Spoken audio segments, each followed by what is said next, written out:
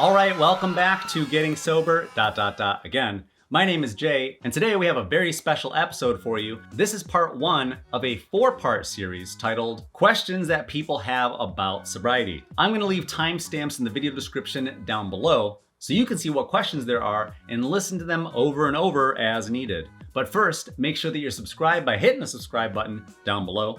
And make sure to leave this video a big thumbs up before you forget. You know you always forget unless somebody reminds you, right? And don't forget to leave a comment for either me or for one of the amazing members of our community in the comment section down below. And by the way, have you chatted with us in our live streams yet? We do live stream and chats every Friday and Sunday, 7 p.m. Eastern, 4 p.m. Pacific. Stop by and say hello, learn something, and have some fun in a safe, sober place where we are all trying to be better versions of ourselves, one video at a time. All right, let's get started with today's topic, which is questions that people have about sobriety, part 1 of 4. Remember, we'll be releasing the other 3 parts over the next 3 weeks, so stay tuned and make sure that your notification bell is set to all so that you get the notifications when we release these episodes and when we go live every Friday and Saturday. Here's a preview of the questions that are coming up in this episode. In the next 3 episodes, the questions get a little bit deeper and a little bit more in depth, so stay tuned. If you have any questions, feel free to ask them down below, and somebody from our helpful community will be sure to answer. All right, here we go with question number 1. What's the hardest period of time for getting sober? I think personally that the hardest period of time for getting sober is the first 3 days. I always refer to it as the first big boss. It's a set of triplets. The first day is equally as hard as the second day, and the second day is equally as hard as the first day and the third day. So when we're getting sober, we're maybe not the most prepared, which is why I always say watch episode number 103, Preparing for Sobriety. We have to think about how we're going to approach being sober and getting sober. For a lot of people, what they try to do is they'll try to get sober by just saying, I'm just going to quit alcohol and then that's it. I'm just going to go about my normal life and I'm going to go about my day, which is usually a Monday, and it's arguably the most stressful day of the week. So when we try to get sober on an already stressful day, the first day of the work week, and then the second day of the work week, and then the third day of the work week, we maybe don't have the mental fortitude to get through sobriety. So when I see a lot of people in the comments section really excited about getting sober for the first time, or maybe getting sober again, I always suggest them to watch episode number 87 and episode number 103 so that they are properly prepared for sobriety. Are you taking notes? Make sure to watch episodes 87, 103, and 108. All right, question number 2 is, why did you start drinking? I started drinking because, so first of all, the first time I ever had a drink, the first time I had alcohol, I was 19. I didn't really have an interest in alcohol or drugs of any kind when I was in high school or going to college. I tried to stay focused on my studies and things like that. And I just, I didn't want to have a fight with my parents at that time and whatever. I was never naturally inclined to living that rebellious of a lifestyle. The first time I drank, I got really drunk and I swore off drinking. I said, I'm never gonna drink again. But so that lasted for about 2 years. I never drank again until I was about 21. And then I started drinking just kind of out of curiosity. And I had my first, beer, and I felt the euphoria of the dopamine release, of course, which is what we're always chasing every day that we decide to drink. So I started drinking because I felt like it was a tool that I didn't have at my disposal at that very young and impressionable age. When you are 21, or for some of you, you started drinking maybe when you were 19, 18, 17, 16, whatever. If it wasn't so taboo in the house, maybe your parents let you have a glass of wine with dinner or whatever, but you felt the relaxing, sedative effects of alcohol. That was never offered to me when I was a kid, and it was kind of taboo because my parents argued a lot about drinking, or more specifically not drinking in the house between the two of them, so I just kind of left it alone. But when I started drinking, I felt like it relieved a lot of my natural anxiety. When you go from being an adolescent, going from being an underage, minor, you go from having to navigate the world and you have hair growing in different places and odors coming from different places and wondering if your crush is gonna like you back or not, or if you're gonna get into the college that you wanna get into, and you just end up getting into the college that you end up getting into and wonder if you're gonna have a good future, and wondering how the world's gonna work and how you're gonna make your car payments and if you're ever gonna make enough money, or there's a lot of questions and a lot of anxieties normally, right? So between that and the world hammering you over the head with what you should buy, what you should wear, what you should be eating, what the latest diet trends are, how much time you should or shouldn't be spending on social media, it's hard to find a healthy mental balance along with a healthy life balance. And so for me, I had the unfortunate happenstance of stumbling upon this tool of alcohol as a one-stop shop for my anxieties or my depressions, or for enhancing a good time, for coping with situations that I didn't have better tools for. And that's something that I definitely regret not working on myself, or having maybe better mentors around me, or asking bigger or better questions. And it definitely got out of control, and I definitely got carried away.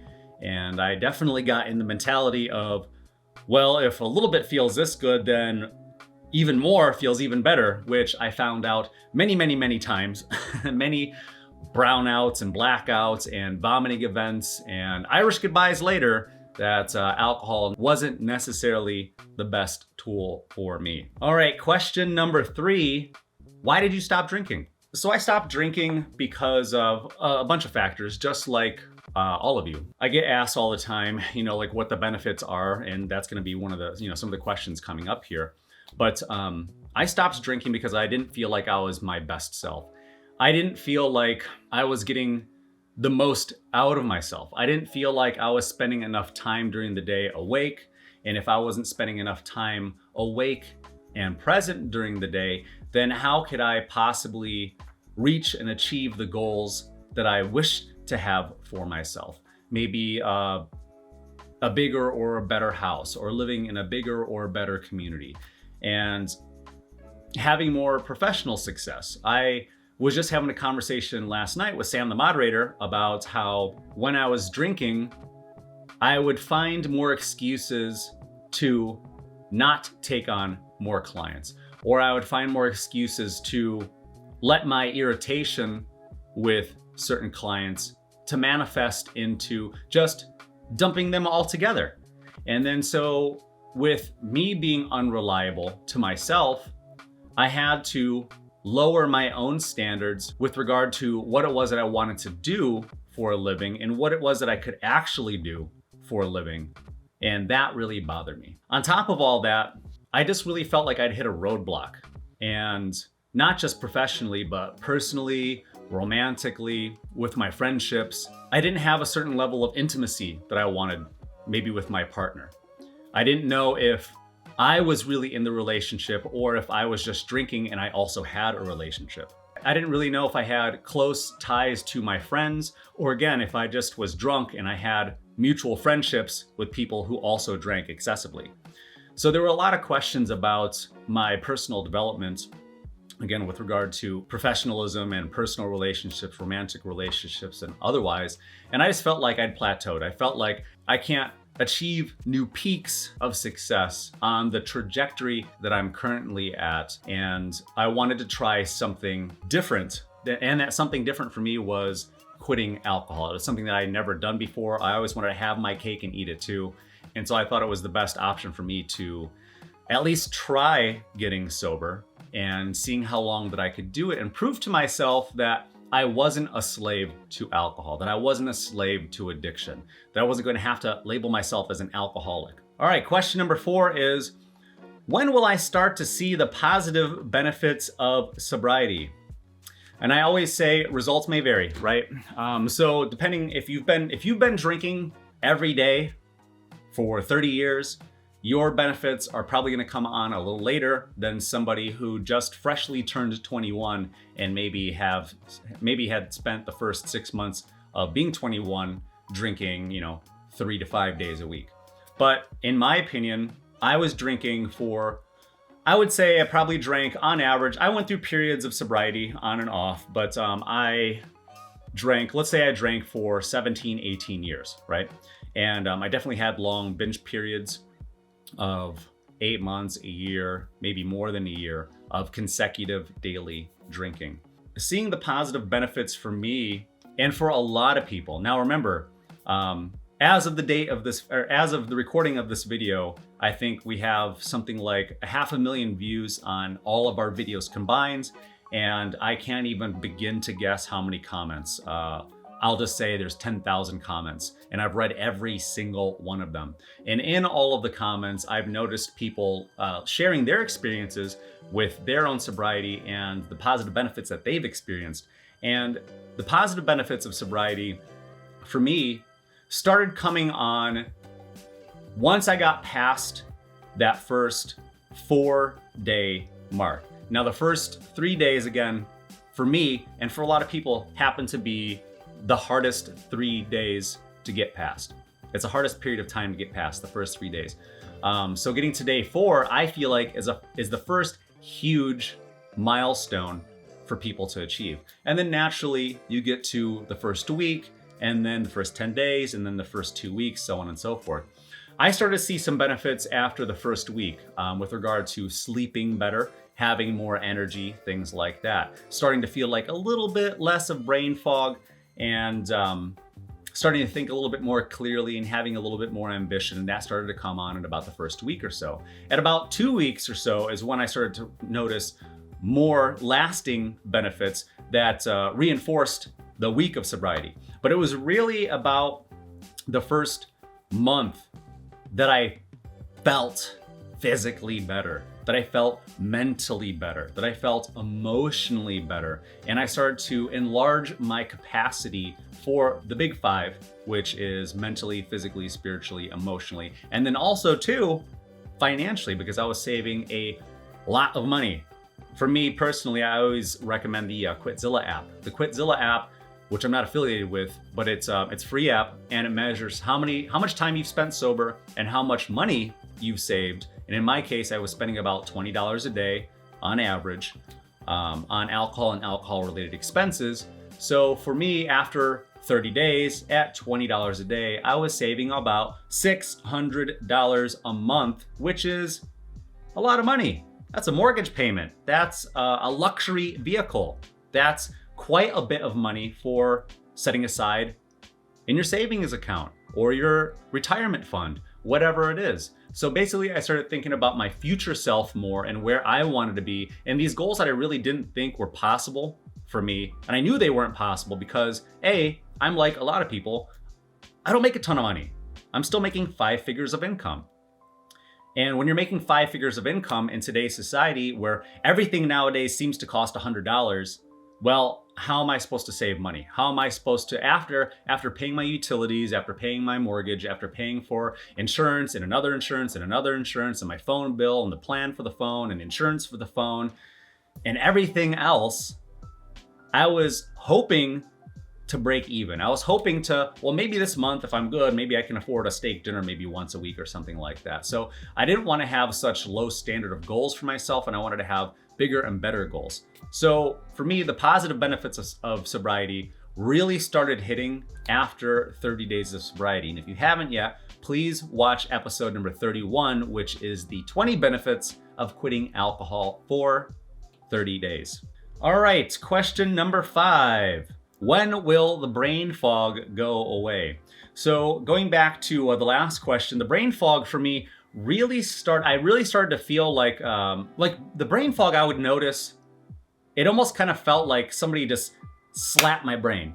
Like my brain always just kind of felt like it was vibrating, like it was humming, like I couldn't recall the information as fast as I wanted to. I would forget words like spoon and then call it, can you give me the mouth shovel? What is the spoon? Thank you. I would forget names. I would forget dates. I would forget birthdays. And I feel like I'm a multitasker, a very good multitasker. And though I have very good cognitive abilities, I definitely felt the effects of brain fog for at least the first 2 weeks after quitting alcohol. Now, again, going back to what I said in the last statement, question number 4, I really started noticing the benefits of sobriety and the brain fog specifically going away at about the 30-day mark. Now you gotta remember, I don't know if any of you are computer people, but let's say on your hard drive, we'll call our brain a hard drive, right? It's kind of like a hard drive and the processor all stored into one, right? So your brain, just like your computer's hard drive, you store files, you delete files. You store files, you move some files, you move them into a different folder, and it gets fragmented. Every now and then you need to regularly defragment your hard drive to optimize it for speed and efficiency. And so after getting more restful sleep and after being able to sort with more tasks on a daily basis, because now you have this magical illusion of having so much more time, the brain fog starts to lift. You start to feel like you have more of a grasp on your day-to-day activities, where you're spending your money, how much money you're saving, and you start to feel a lot more positive benefits. So along with what I always suggest is very important, which is exercising, that also started to move some of the toxins out of my body, out of my brain, liver, kidneys, you name it, and it started to positively affect me in a physical way and start to lift that brain fog. And then words like spoon started to come back to mind a little bit quicker. People's names, their birthdays, phone numbers, things like that. Tasks that I would start to notice, I would say like, you know, like when your phone gives you the code, like copy this code and paste it to log into your email or whatever, I would start to remember the 6-digit codes and things like that. It's like, I would never remember this before. And I would start to remember, like, again, names and dates and recall information that before I would just be like, yeah, I'm never gonna remember. But now that I'm sober and after about 30 days sober, I started to recall that information more handily than I did after just the first couple of days of sobriety. Now, of course, the benefits and the brain fog started to go away even more and more and more as time went on. After 2 months, after 3 months, I felt sharp as a tack after 3 months. That's why I always preach the importance of being sober for 90 days. And again, a statistic on being sober for 90 days is that only 5% of people that set out to get sober for 90 days achieve that goal. Whether or not you're setting out to get sober for 90 days or whatever, only about 5% of people that intend to get sober for even that long of a period of time. So make it a challenge to yourself. Know that if you can get to, which you can and you will, if you get to 90 days of sobriety, not only will you have something to look forward to by watching episode number 90, which is the 25 benefits of quitting alcohol for 90 days, you'll also have more enhanced cognitive abilities, potentially better sleep, more energy, and you will definitely have made improvements mentally, physically, spiritually, emotionally, and certainly then financially, by the tune of, in my case, which would have been $1,800. What could you do with $1,800? A down payment on a new car, a vacation, a new tool shed in the backyard. Name something, a new computer, a new bike, the tool set that you've always wanted. Whatever it is, after 3 months of sobriety, you can then treat yourself to something that won't be flushed down the toilet. All right, question number 6, will I sleep better? So again, results may vary. A lot of people talk about having insomnia when they first start their sobriety. Now, this wasn't something that happened to me, but it does happen to a lot of people. I'm having more insomnia now in the later stages of sobriety. Quick clarification, I don't necessarily mean that I have insomnia the way that most people have insomnia. I'm just a light sleeper, and now that I'm sober, I don't need as much sleep, so I only sleep about 6 to 7 hours a night. As of the recording of this video, I'm going on 10 months of sobriety. Now, in the beginning though, I slept like a baby because I felt so happy and so confident that I was finally doing something for myself that I had never done, which was getting sober. I was making strides to becoming my best self. Will that happen overnight? Certainly not. But I knew that I was doing future self a favor, and I knew that I would potentially have the future that I always wanted because I was getting out of my own way by reducing my self-sabotage. And again, I always like to preach that it's important to earn or feel like you're earning your sleep. Now, if you just go to work as normal, and you sit under fluorescent lighting as normal, and you go to the lunchroom and you pour that stale coffee, and then you make the drive home and you have nothing to look forward to, and you don't stack your to-do list, and you just sit there in front of the TV and you're like, oh my God, I'm bored. Well, chances are you might not be sleeping very well. You maybe have all this energy that you're not using. Am I right? You know that you have ambitions. You know that there are projects that are gonna feel more fulfilling to you in your everyday life to manage overall productivity. Society has it that you're supposed to feel like you go to work, you be a worker, you do a job, and then good luck with the rest of the day. The rest of the day may be obviously tending to your family, cooking dinner, doing yard work, doing chores, whatever the case may be. However, we know that we need something fulfilling in our lives to make us feel like our life has some sort of purpose. And again, sobriety coupled with exercise is going to be a huge benefit to you. Not only will you be eliminating more of those toxins out of your body by sweating, but also too, you will have exhausted some of the extra energy that you maybe have stored up from maybe the food that you're just sitting around and eating. And then also too, you'll be getting rid of some of the excess fat, which, pop quiz, where are most of your toxins stored? Your body fat, that's right. So when we start to couple exercise along with our sobriety, we are starting to naturally boost our dopamine and endorphins and help our body to produce serotonin, which is arguably the most important precursor to what? Sleep. You got it. All right, question number 7, is sobriety worth it? So this is obviously a pretty big question, and the very short answer is, yep. I like to think that alcohol did a lot more for me than I expected that it would in the beginning of sobriety. So in the beginning, I was going into uncharted territory, and it made me very nervous, which I made an episode about that, talking about, is the thought of getting sober stressing you out?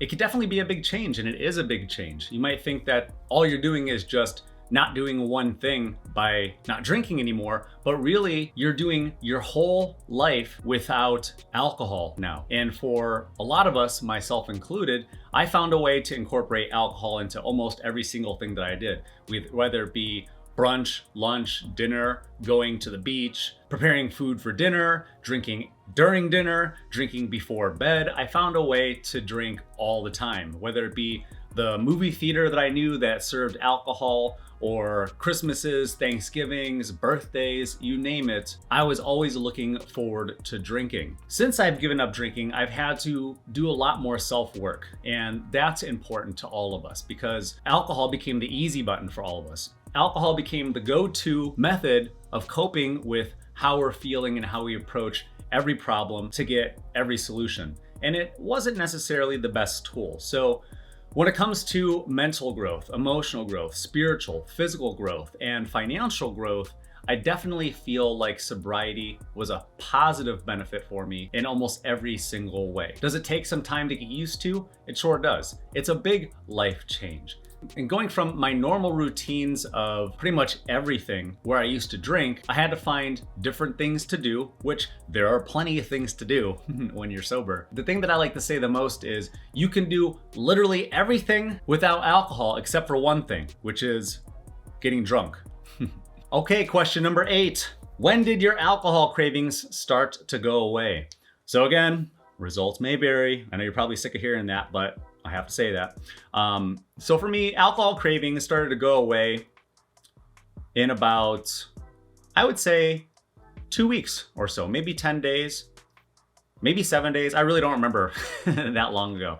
But I remember it wasn't so much of a problem really about after a week. And I, again, trying to remember sorting through the 10,000 or so comments that this channel's received since we started 3 years ago.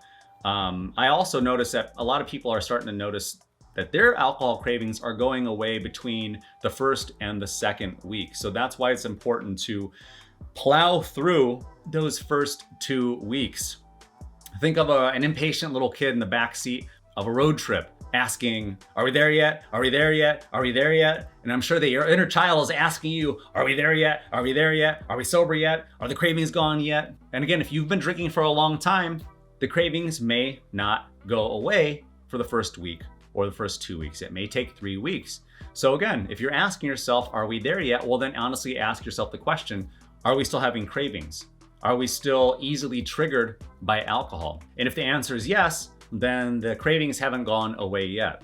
But in episode number 100, I developed the 100 No Challenge, which is simply all you have to do is download a counter app of your choice, like a counting app of your choice, and keep it pinned in your background apps so it doesn't go away and you don't lose your progress. But every single time that you get a craving, all you have to do is observe that you're having a craving, count the craving, and by the time that you've gotten to 100 no's, you say no to alcohol 100 times and you count each no with the counter app. Once you get to 100, you may be a week down the road, you may be 2 weeks down the road, you may be 3 weeks down the road. But typically, after saying no 100 times is usually the formula that works for knowing when you should expect to stop having those alcohol cravings. So again, go back and watch episode number 100 and check out the 100 No Challenge. Okay, question number 9. When did you really feel like you didn't want alcohol anymore? This is a great question. So I didn't feel like I wanted alcohol anymore. It was somewhere, I think, between the first month and the second month. I didn't feel like I was ready to go back to places that would trigger me, which is something separate, for about 3 months. But I knew that I had a goal in mind, which was to get sober, be sober, and stay sober. And after doing something that I'd never done before, which was being sober for 2 months, I didn't want to give my sobriety back. I was proud of my sobriety. I made an episode about it called Sobriety is Mine, and I'm not giving it back. Once you start having pride in this major accomplishment, for some of us, maybe you got your bachelor's degree, or maybe you got your master's degree, or maybe you got your PhD, but just being sober for 30 days might be equivalent of having an associate's degree. Being sober for 2 months for some of you might feel on the same level as getting a bachelor's degree. And being sober for 3 months or more might be the equivalent for some of you of getting that master's degree. Only in this case, it's for sobriety. Once you've put in that amount of time, once you have pride in your sobriety, and you know that you went through Hell Week, which is the first week of sobriety, once you've gone through that, why would you want to give that up? A lot of people also will falter and think like, well, I'm starting to feel better, so maybe I can go back to drink. Maybe I can have a drink. Maybe I can just, I'm an adult, so why do I have, I've done good. I deserve it. I deserve to be able to relax and go to happy hour and be with my friends and be normal. But being normal doesn't work for a lot of us. And time after time after time, I see people starting to feel better after a month or 2 months and starting to feel accomplished. And then after they have a couple of drinks, it's pretty much over with. And then I don't hear from those people again for maybe another month, 2 months, 3 months, when they find themselves getting sober, again. All right, and question number 10, do you openly tell people that you don't drink? Yeah, I tell people, first of all, there's a difference between telling people and preaching at people. So I don't wanna talk at people or try to spread my agenda in any other way other than this here on YouTube. I allow people to find this resource organically and naturally. I let the algorithms do their thing. I let Google and YouTube do their own thing and present these videos and show these videos to whoever may be searching for that information. But some of you know that I used to play pool a lot, billiards, and I used to play every single day. But also too, I was drinking every single day. And then as a side activity, I was also playing pool along with it. So I didn't feel like I was just a drunk sitting at the bar watching games that I didn't care about, or watching whatever happened to be on TV, or telling my sob story to the bartender or whoever would listen, right? I'm not a sob story type of person. So nowadays, after feeling comfortable enough to go back to the bar and play pool, which took me about 3 months, I can't stress that enough. A lot of people will say like, oh, I'm a month sober. So I can go, I haven't had alcohol for a month, but that doesn't necessarily mean that you're ready to go back to a bar. It doesn't necessarily mean that you're ready to go back to a nightclub. It doesn't necessarily mean that you're ready to go to a concert, where every single concert you've gone to in your life, except for the ones where you were a child, you probably got hammered and had to call an Uber to get home, right? So until you really feel that you have the confidence to stay sober, that would be the time that I would suggest whatever that timeline is for you, where you are confident in your sobriety, when you have pride in your sobriety, and when you know that you're not going to be tempted by even just the sight of a shot glass or a pint of beer or a bottle of your favorite beer, whatever it is, that's when you would have the confidence to return to these activities and then practice, like I talked about in the last episode, practicing your sobriety, practicing your first time going to a bar and not drinking alcohol.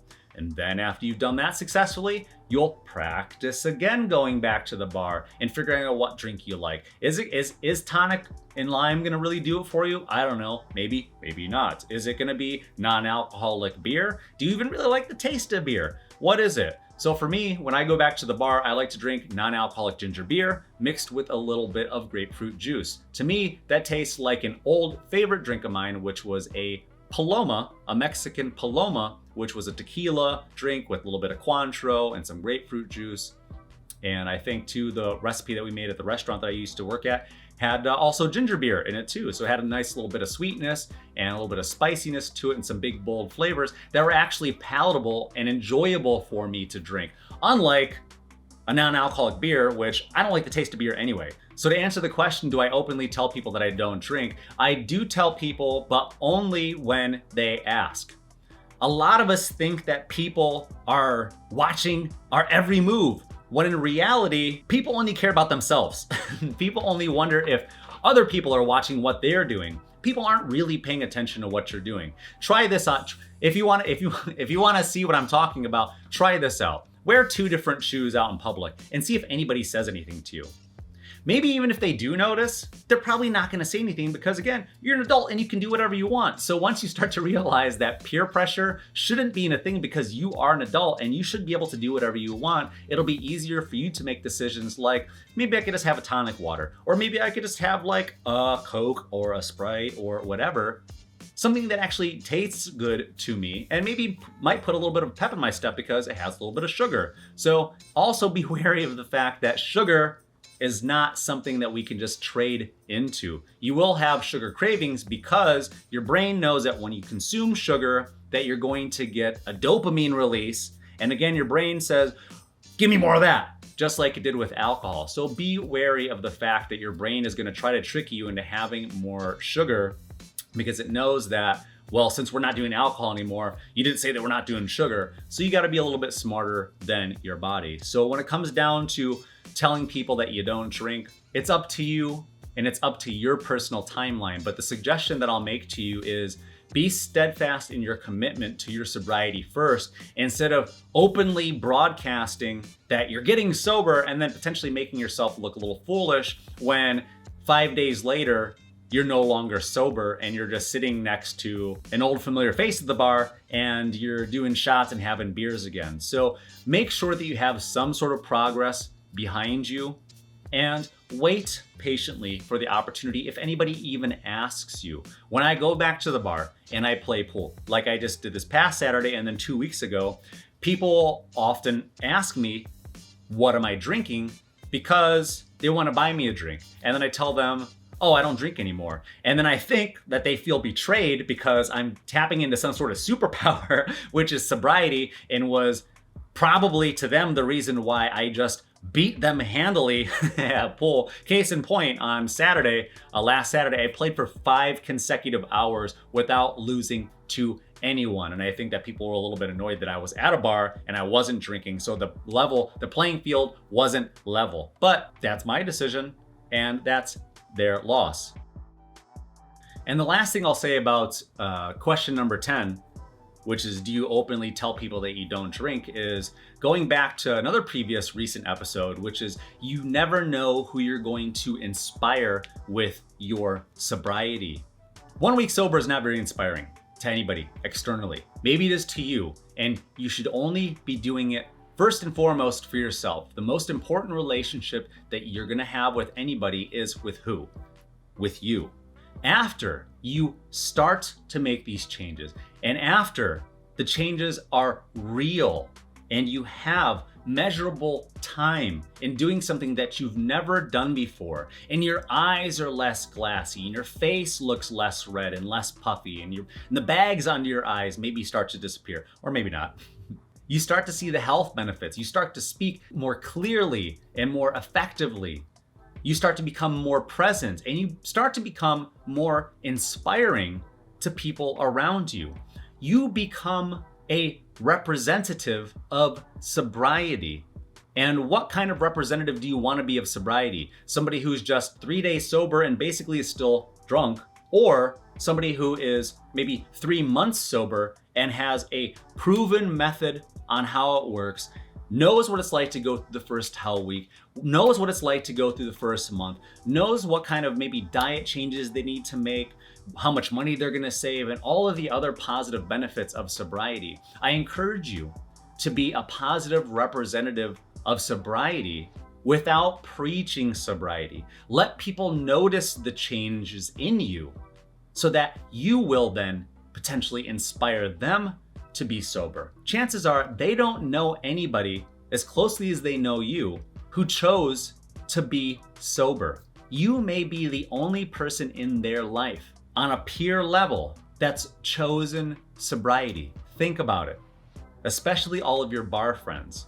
So with that, I want to wish you good luck on your sobriety. Don't forget that this is a 4-part series. We'll have episode number 2, which is technically it's gonna be episode number 121, which is gonna be the second part of this series, next Wednesday at noon. And then also too, don't forget to join us every Friday and every Sunday night at 7 p.m. Eastern for our live stream and chat sessions where you can come hang out with us, get to know the members of our community, ask questions, answer some polls, and learn some helpful information to help aid in your sobriety journey, one video at a time. All right, gang, good luck to you, and we will see you in the next video.